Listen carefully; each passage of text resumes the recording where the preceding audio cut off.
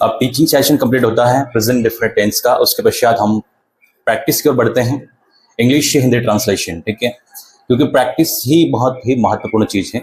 Without practice not possible to learn anything else.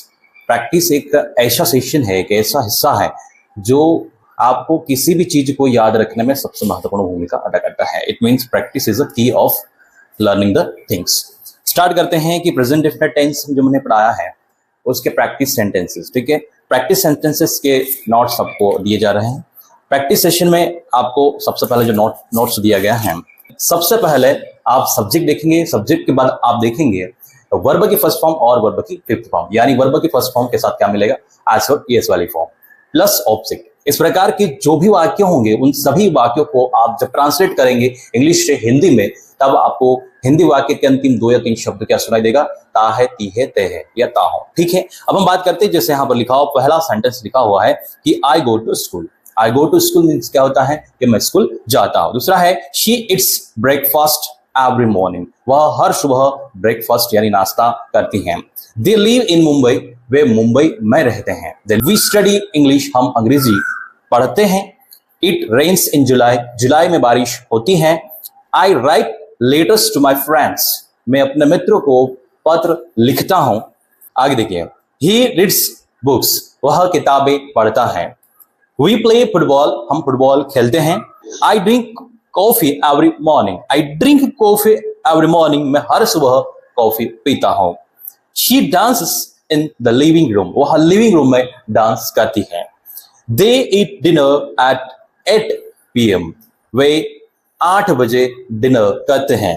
He rights stories, वह कहानियां लिखता है। We go to the gym, हम gym जाते हैं।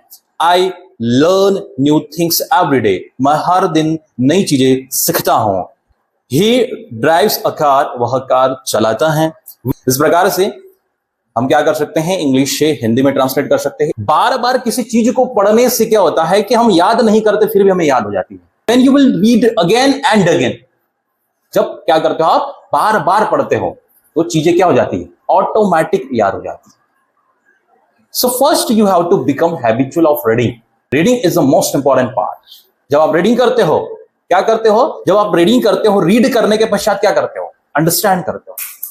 देन अंडरस्टैंड करने के बाद क्या करते हो, उससे अपने जीवन में उतारते हो, यानी उससे आप बोलना शुरू करते हो।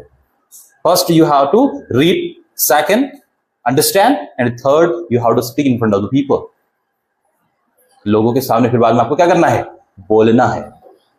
बोलोगे कब, जब पहले पढ़ोगे, फिर समझोगे, और समझने के बाद आप क्या करोगे, बोलोगे। इसलिए रेगुलर आपको क्या करना है, पढ़ना है, समझना है, फिर बाद में बोलना है। सीखना क्या है, हमें जरूरी है, तभी तो हम यहां बैठे। इसलिए ईश्वर या खुदा बदलना नहीं है, हमें खुद को बदलना है। क्या करना है, ईश्वर यानी कि खुदा को नहीं बदलना है, खुद को बदलना है। और खुद को बदलने के लिए बार बार अभ्यास करना है, बार बार पढ़ाई करना है, बार बार चीजों को क्या करना है, एनहांस करना है और ट्राई करना है।